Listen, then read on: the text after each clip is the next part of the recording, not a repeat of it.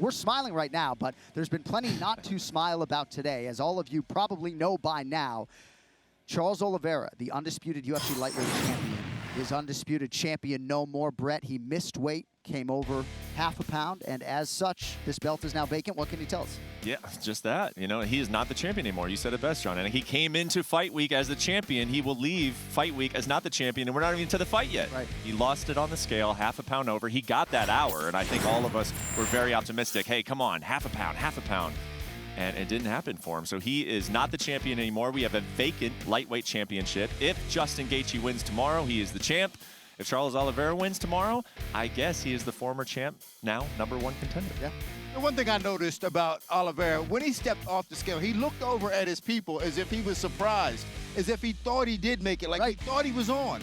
But for whatever reason, he wasn't on. He was surprised, and I think that could be a factor, though. We heard rumblings that Charles Oliveira had made weight on Thursday night, and then he posted on social media, weight check, right? Absolutely crazy. You broke the news, obviously, earlier on Friday. But for Justin Gaethje, not a whole lot changes here, right? He still comes in with the same goal in front of him. He can leave Arizona the undisputed lightweight camp. I think so. I think if you're Justin, you're cool. You looked at your phone, you're like, all right, sweet. I mean, nothing changes. You're right. So much changes for Charles Oliveira. I mean, Dean, you would be able to speak to this more than me, but the psychology of losing your belt and then having to go out there and be like, even if I beat this guy now, I still lost it. You know, the psychology of that is nuts. And this sport is so wild, guys. I mean, this sport has come so far in such a small amount of time. But the fact that, you know, if we were in another jurisdiction, or maybe if that scale operator was in a little bit of a better mood, we would still have a title fight between these two.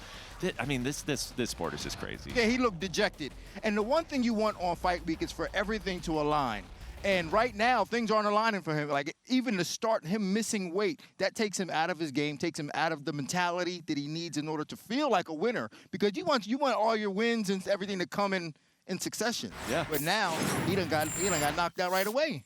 It's going to be interesting when we get a microphone in front of Charles Oliveira to hear him talk about what went into this weight cut and the resulting miss. But I just think it's interesting to have him competing, right? Because it's a real mind screw, for lack of a better way to put it, right? To your point, to have to go in there knowing that, yes, you can preserve the winning streak and set up a title shot in your next fight, but you're not going to be the undisputed champion come Monday morning, even if you win the fight. Yeah, that's terrible. And I mean, I almost kind of feel bad for him because I think in his mind, he was doing everything right. He came here. He thought he was on weight yesterday. He missed it earlier, came back, thought he was on weight tonight.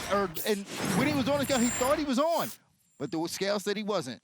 And he had to be dejected. Had to be. Here's what I will say about it. If anybody can handle it, and we'll see. We're going to find out, right? I mean, it's going to be on full display. We're going to be able to assess his performance on Saturday ourselves. But Charles Oliveira coming into this fight, coming into this week, said, I was born for this. I am mentally bulletproof. There's nothing Justin can say that will throw me off of his game.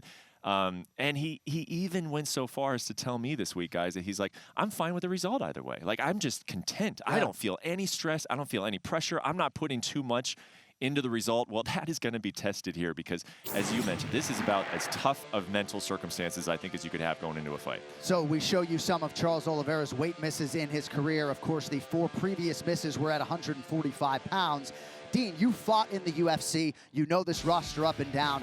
There are a lot of fighters that don't sort of have any room for excuses when it comes to a weight miss. I know part of you feels bad for Charles because he was expectant that the scale was going to read 155 pounds, but I think a lot of this roster is going to be taking their shots at Charles Oliveira for a championship weight miss. And it's kind of unfair, too. I mean, I know he missed it before, but sometimes, like, you don't get to cut weight every day. It's not something that you do every day and that you can predict all the time. I mean, we saw it with Rob Font. He missed weight as well. I think sometimes you just overestimate it, and you go, okay, I'm going to make weight. I've made weight every other time. All I got to do is make weight again. And then it just doesn't come off the same. The conditions may be a little different, you know, different environment. It just doesn't come off the same. And I think that's what happened to him is he may have underestimated his ability to cut weight. And by the time he got into going to scale, it just didn't work. You feel like this is the right way for the promotion to proceed to have the title be vacant? I think it's the only way you proceed. You know, how else do you do it? Do you say, like, okay, he's the champion, but Justin can win, and then he's the champion. But if he doesn't win, then it's a non-title fight. But Charles retains the champion without defending it. I think the promotion's hands are tied. I mean, you have to just live with this decision. I think if you're Charles's team, and I don't know, I mean, he's got a close-knit team, so I would love to hear what's the conversations that are going on right now. But I'd be telling him, hey, this just makes your story even better. You know, go out there. take out Justin Gaethje. You're still the champ in everyone's mind, and we'll go from there. Thank you for watching ESPN on YouTube. For live streaming sports and premium content, subscribe to ESPN+.